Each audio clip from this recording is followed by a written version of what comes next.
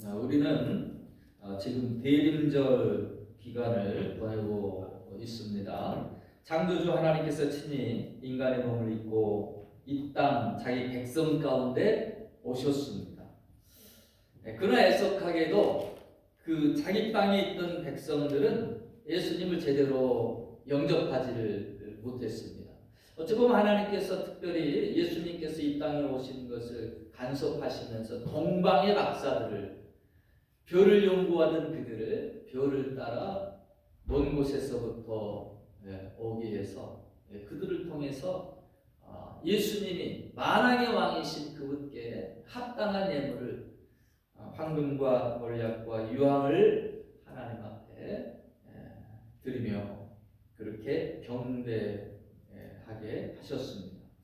저는 이 대림절의 기간을 어떻게 우리가 보내는 것이 좋을까 생각해 봤을 때, 우리가 주님을 기다리면서 우리의 신앙의 삶을 점검해 봐야 돼요. 다시 오실 세컨 커밍, 첫 번째 오신 예수님뿐만 아니라 우리는 다시 오실 예수님을 기다리고 있잖아요.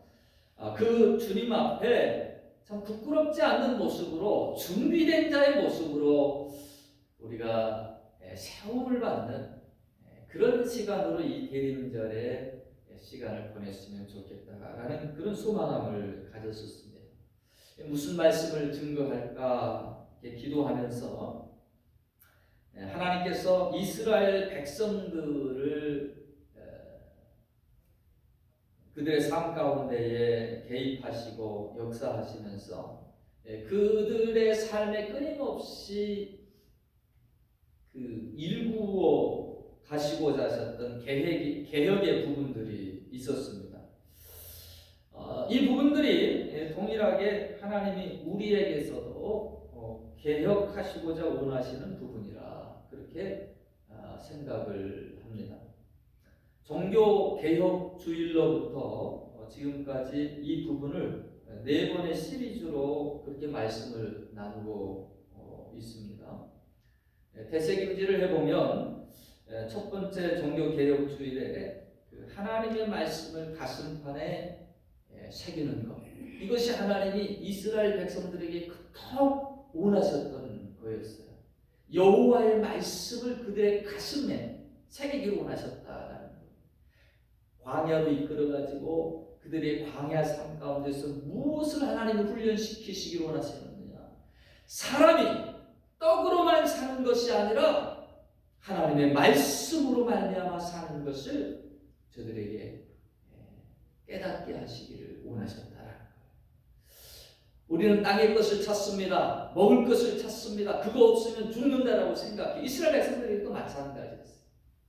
애국 종노릇 하면서, 종살이 하면서 그들은 먹을 것, 이게 없으면 큰일 나는 거예요. 그것 때문에 노동을 하고 핍박을 견뎌내며, 그런데 하나님은 그들을 광야로 불러내셔서 아무것도 없는 그곳에서 하나님이 먹이시고 마시게 하시며, 사람이 떡으로 사는 것이 아니라 하나님의 말씀으로 말미암아 사는 줄을 저들로 알게 하려 하십니다. 여러분, 우리는 하나님의 말씀으로 말미암아 우리의 영이 살아나는 줄을 믿습니다. 먹고 사는 것, 그것만 여러분 바라본다면 그건 인간이 아니에요. 동물과 다름없는 그런 삶, 본능에 따라서 사는 삶은 동물의 삶입니다. 하나님은 우리에게 고귀한 영적인 존재로 만들어 주셨기 때문에 우리의 영혼은 하나님의 말씀을 먹고 그래야만 살아날 수가 있습니다. 그래서 쉐마의 말씀이 선포되게 하셨고요, 그 쉐마가 교육되게 하셨습니다. 이스라엘 백성들이 하나님을 말씀을 떠날 때 나중에 그들이 바벨론 포로가 돼가지고 그발 강가에서 울면서 여호와께 돌아가자, 여호와를 알자, 힘써 알자, 말씀 회복의 운동을 갖게 하셨습니다. 이스라엘뿐만 아니죠.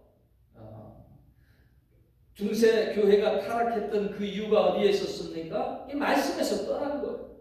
루터가 종교 개혁을 통해서 기독교의 근간, 다시 또 종교개혁의 새 단추를 끼웠습니다. 두 번째로 하나님이 또 이스라엘 백성들 가운데 또 가장 많이 중요하게 다루시면서 분노, 잘못된 길로 그대로 행하지 않을 때 그 화내셨던 부분이 있는데 그게 우상 숭배였다라는 것입니다. 자꾸 현란하고 쾌락적인 우상에 빠져듭니다. 그때 하나님이 이웃 나라들을 채찍으로 사용하셔가지고요, 그들에게 정신 차리도록 그렇게 또 이끌어줍니다. 오늘날의 우상은 어떤 것들이 우상이냐? 신약 성경은 하나님보다 더 중요시 여기는 것들, 이것이 우상이다. 어떤 때는 물질이, 탐심이, 가족이, 때로 나 자신도 우상이 될 수가 있다라는 거예요. 하나님보다 더 사랑하는 존재를 하나님 앞에 두기를 원치 않으셨다라는 거예요. 여러분, 우리의 삶 가운데 늘 우상을 제거해가는 그런 삶이 되어야 될 줄을 믿습니다. 세 번째로 하나님은 하나님의 종들에 대한 부분을 언급하십니다. 거룩하게 구별하여 세우셔서 파송했는데 축복하기 위해서 보내셨는데 이 하나님의 종들을 대적하고 핍박하는 그런 모습들이 중간중간 드러나게 됩니다.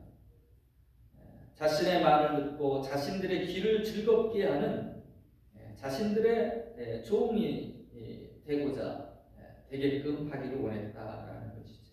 하나님이 그 부분들에 대해서 이렇게 또 꾸짖고 또 분노하셨던 모습을 보게 되죠.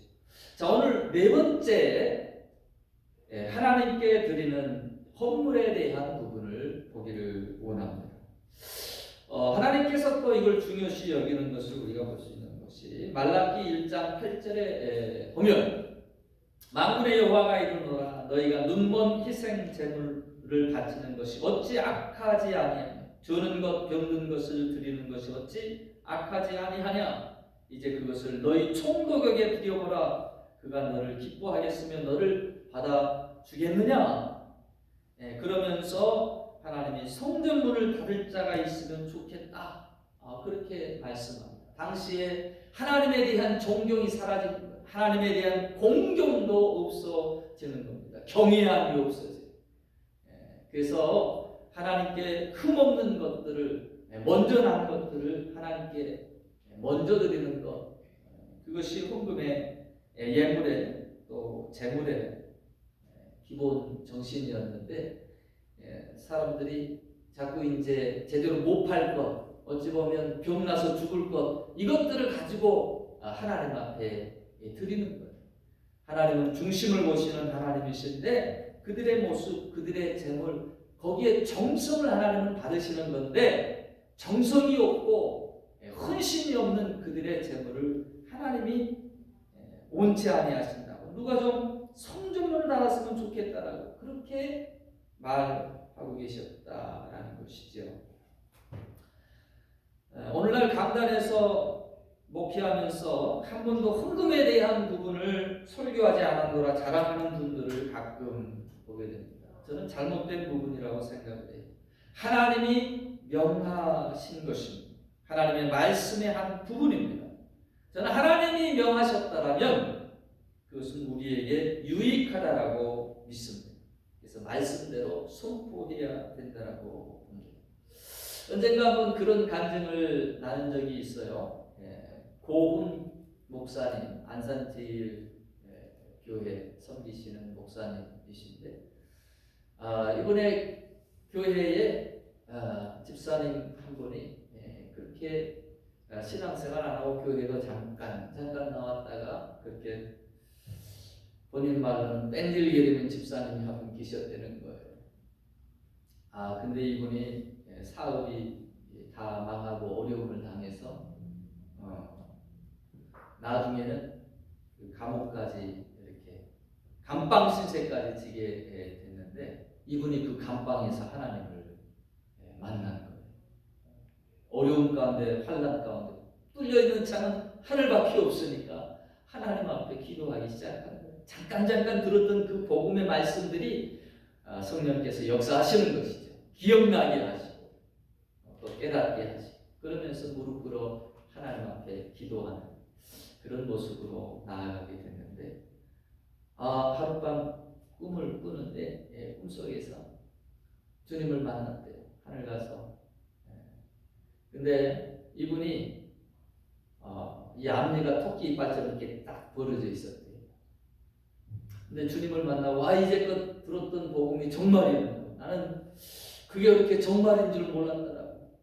근데 선물을 하나 주시는데, 너 내려가기 전에 너 왔으니까 이빨 고쳐 가거라 그러면서 찌개 같은 걸로 세상에 앞니를 이렇게 딱 잡아서 쪼여주세요. 그랬더니 붙더래요.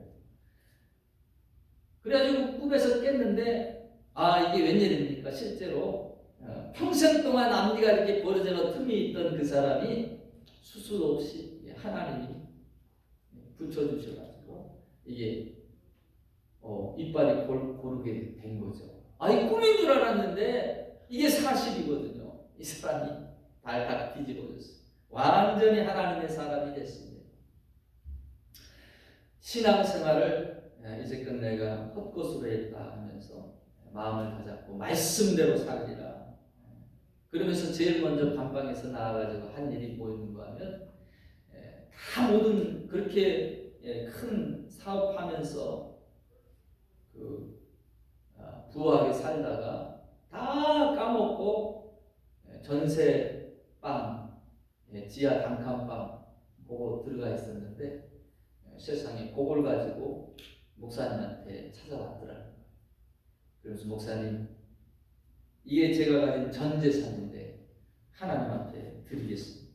그 목사님이 그 생활을 다 알잖아요. 이것마저 없으면 도대체 어떻게 살겠냐고. 안 된다고. 그러지 마시라.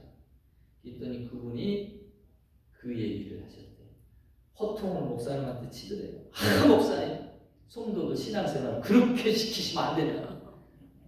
내가 하나님 앞에 하늘나라에 상급을 쌓겠다는데 목사님이 그걸 막으시면 되겠냐고. 그게 자기는 내가 이제껏 싹둑 목자가 됐구나. 내가 도리어 사람을 생각한다는 것이 도리어 그의 신앙의 길을 막았었구나. 그렇게 다시 한번 하나님 앞에서 자기 목회 부분들을 돌이켜보는 그런 시간이 되었다라고 말씀을 하더라고요. 여러분, 오늘날 유럽 교회들이 텅텅 빕니다. 도리어 관광객들로 인해가지고 예배가 없고 관광 수입으로 교회가 유지되고 있어요. 엄청나게 잘 지어놓은 그 휘황찬란한 교회들이 비어 나갑니다. 영국에 있을 때 보니까 세상에 교회가 술집에 팔렸어요. 그래가지고 강대상 앞에 있는 데는 다른 일반 좌석보다 2배가 더 비싸요. 감단이라 이거예요. 하나님 가까이서 술 마신다는. 제가 그 모습을 보면서 꼭 이방의 손길에 불신자에게 짓밟히는 하나님의 영광이 짓밟히는 그런 처참함을 이렇게 맛보게 되었습니다. 많은 사람들이 하나님 앞에 드려야 될 헌물을 하지를 않습니다. 축복과 은혜는 받기를 원하지만 십자가는 지기를 원치 않는 거예요. 교회가 어려움을 당하고 다 팔려 나가는 그와 같은 모습을 보게 되었다라는 것이죠. 하나님께서 제일 처음에 그 예배, 우리의 예배 전에 하나님의 제일 처음에 그 제정하셨던 부분들을 보면 제사를 먼저 제정하셨어요. 이 제사의 중심이 뭐였느냐? 이게 제물이었어요.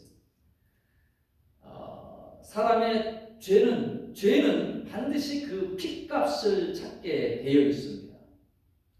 하나님께서 이 제사 제도를 물론 레위기 때에 설정하셨지만 그 전으로 올라가면 이미 그 타락한 다음부터 에덴 동산에서 아담과 하와가 범죄하여서 자기들이 그 수치를 눈이 밝아졌어요. 이제 탐욕과 죄악에도 눈이 떠졌어요.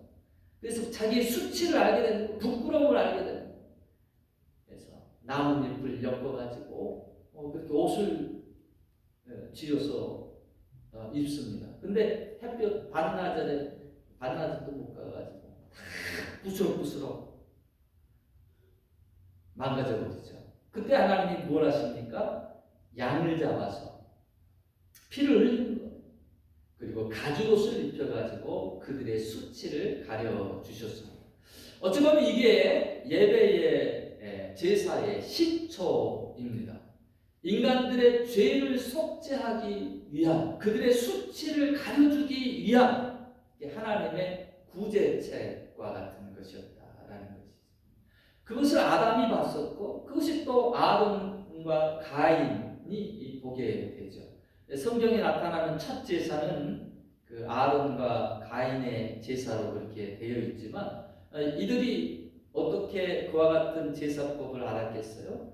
바로 보았고 이제껏 드려졌었던 것들 가운데에 성경에 기록되는 것은 그때가 처음이지만 첫 제사는 우리 하나님이 직접 죄악 가운데 빠진 이들을 위한 어린 양을 잡아주십니다. 이게 무엇을 예표합니까? 예수 그리스도를 예표하는 것이죠.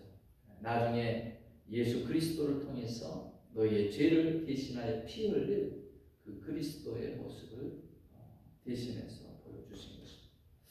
그래서 이 헌금의 이 기본은 여러분 감사에서부터 시작이 됩니다.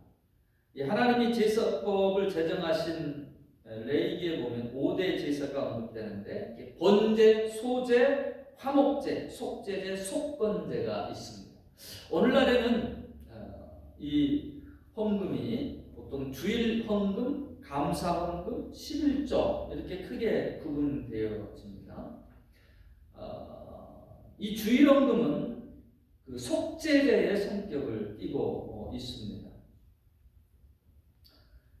욥기서에 보면 욥기서 1장 5절에 보니까 부지 중에라도 자기의 자녀들이 죄를 저지른 것을 속하기 위해서 하나님 앞에 제사를 드립니다. 1장 5절에 그들이 차례대로 잔치를 끝내면 욥이 그들을 불러다가 성결하게 하되 아침에 일어나서 그들의 명수대로 번제를 드렸으니 이는 욥이 말하기를 혹시 내 아들들이 죄를 범하여 마음으로 하나님을 욕되게 하였을까 함이라. 욥의 행위가 항상 이러하였더라. 그래서 이 주일 헌금은 여러분 위클리 오퍼링, 자신의 죄를 사실 돌이켜 엎는 거예요. 우리가 부지 중에라도 어찌 보면 죄가 하나님과 나 사이에 가로막는 장애가 되지 아니하도록 하나님의 축복의 그 물줄기가 가로막히지 아니하도록 나 자신을 돌이켜보며 또한 회개하며 그렇게 또 제사함을 얻기 위하여 또 제물로서 그렇게 드리면서 나아가는 그런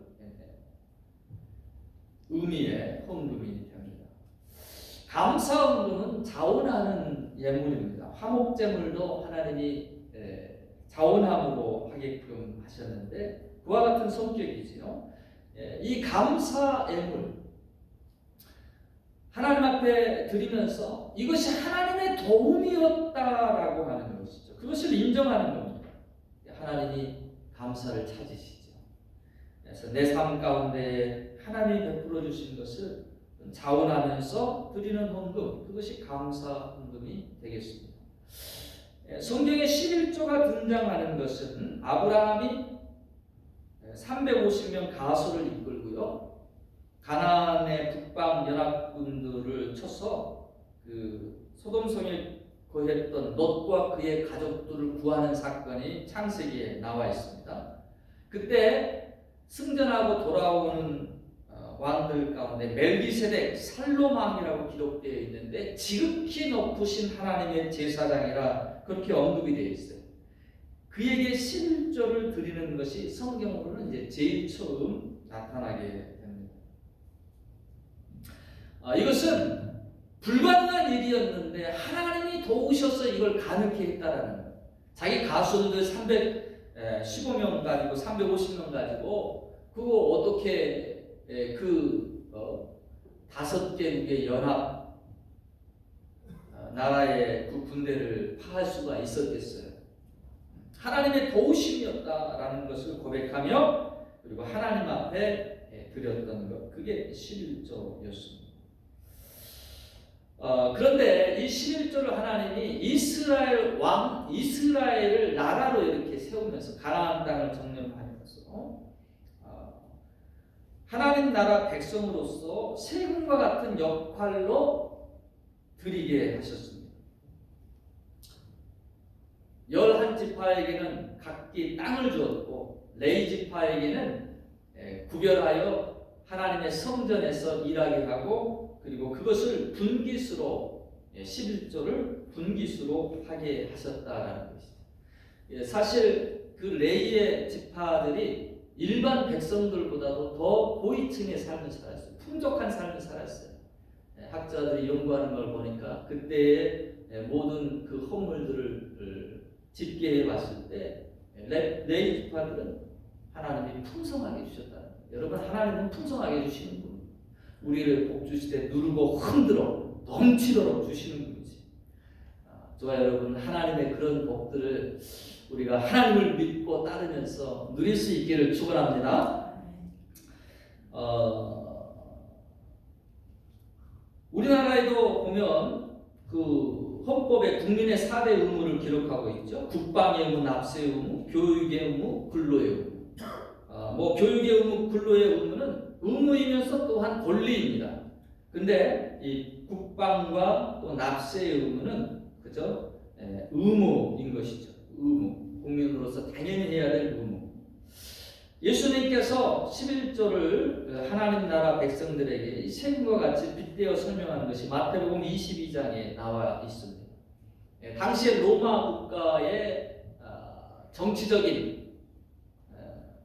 그 지배를 당하고 있었던 그때였기 때문에 이 바리새인들이 예수님을 말로서 좀 골고 넘어지려고 우리가 누구한테 이거 세금을 바쳐야 되느냐.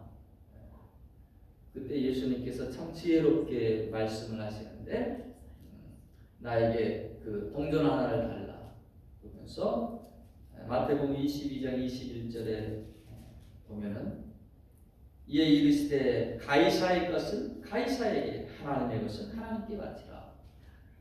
이 동전에 있는 이가 누구냐? 가이사의 형상이 있었죠. 가이사의 것이니 가이사에게 바치라. 그러나 하나님의 것은 하나님께 바치라. 그래서 그와 같은 세금, 오늘날에도 보면 국가에서 세금을 먼저 떼고 이렇게 줍니다만 우리는 먼저 이 모든 것 하나님께 제일 먼저 하나님의 것을 구별하고 그 다음에 또 국가의 또 10의 1을 세금을 그렇게 떼도록 그렇게 하고 있습니다. 자, 헌금에 대한 우리의 마음과 자세를 어떻게 가져야 될 것인가? 오늘 이 부분을 좀 다루려고 합니다. 먼저 첫 번째로는 여러분 헌금을 드리면서 모든 것이 하나님께로 온 것이다라고 하는 이 고백을 우리가 가졌으면 좋겠습니다. 이 고백을 우리가 드릴 수 있어요. 이 땅에 오면서 여러분 빈손 들고 왔습니다. 뭐 대단한 것 가지고 온 사람 없습니다. 또한 이 땅을 떠나면서 우리는 빈손 들고 가게 돼 있습니다. 아무리 억만지 않는다고 해도 그 재산들을 다 가지고 갈 수 없다라는 것입니다. 기독교적 정신은 이 땅에 살면서 여러분 하나님이 나에게 이 땅에 생명이 있는 동안 관리하라라고 그것을 통해서 하나님의 영광을 위해서 일하고 아름답게 쓸 수 있도록 또 필요한 것들을 쓸 수 있도록 그렇게 맡겨주신 청지기적 사명, 그 청지기 의식이 있어야 되는 것이죠. 그래서 헌금은 참 나의 주인이 물질이 아닌 하나님이 나의 주인이심을 고백하게 만들어줍니다. 또 우리가 살아가면서 늘 그 욕심이라는 게 생기거든요. 근데 이 욕심이 바닷물 같아요.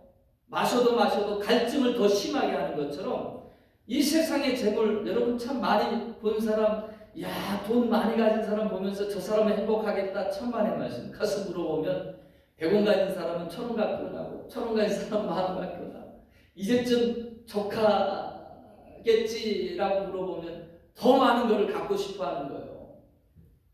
자꾸 세상 것으로 채우려고 하는 그 탐심이 누구에게나 있다는 것이죠.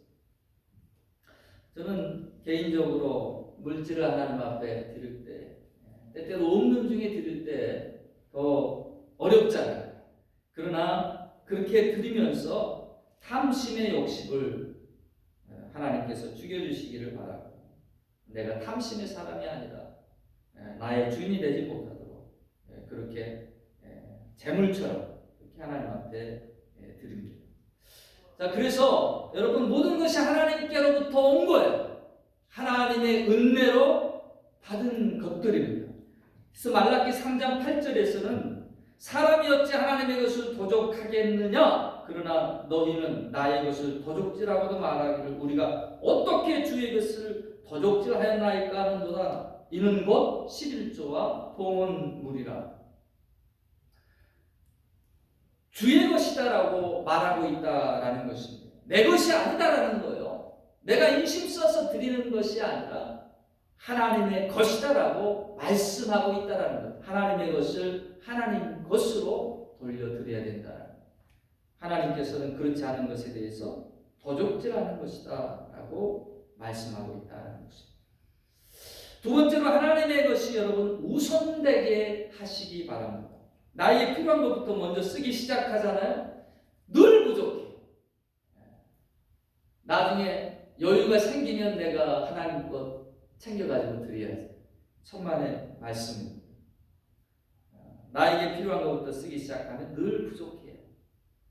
그래서 여러분 결단할 수 있어야 됩니다. 이것이 하나님의 것이다. 하나님의 것을 하나님 앞에 드려야 되겠다. 결단하세요.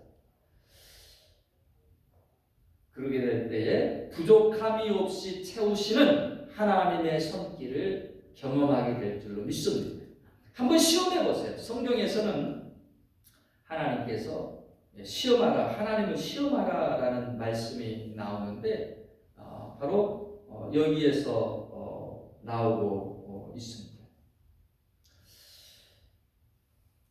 말라기 3장 10절에 만군의 여호와가 이르노라 너희의 온전한 11조를 창고에 들여 나의 집에 양식이 있게 하고 그것으로 나를 시험하여 내가 하늘문을 열고 너희에게 복을 쌓을 곳이 없도록 붙지 아니하나 보라 나를 시험하라 라는 거예요. 나를 시험하라.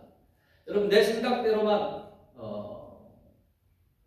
하지 마시고 하나님이 그와 같이 강하게 말씀하시니 그 말씀을 붙들고 한번 시험해 보시기 바랍니다.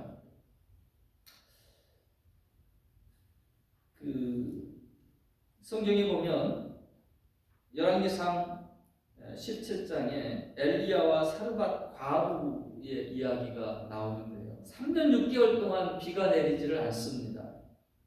고대 근동 땅에서 식량을 취한다는 것이 너무 어렵죠. 특히 늙은 과부가 참 그 어려움 중에 마지막 남은 그 한 끼 식량 가지고 아들과 함께 음식을 만들고요. 이 가뭄 가운데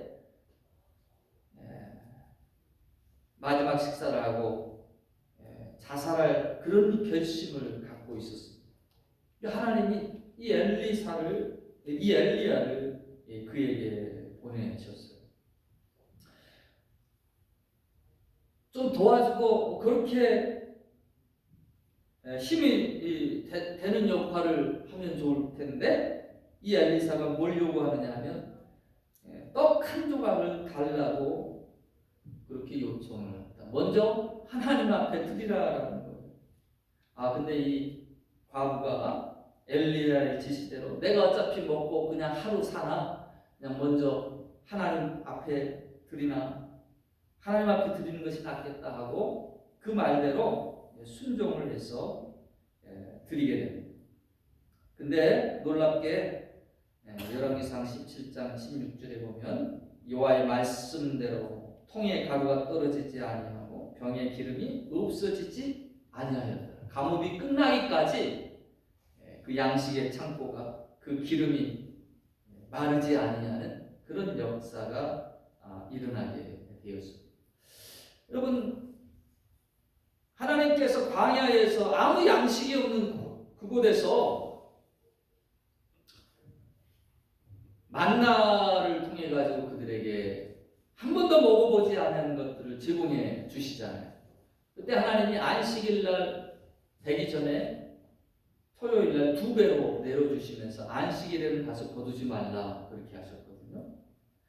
근데 눈앞에 보이는 거 많이 쌓아놓으려고 자꾸 했던 사람들은 나중에 그걸 많이 쌓아놔서 자기가 몰래 꺼내 먹으려고 했는데 다 벌레가 생겨가지고 썩어 버리는 거예요.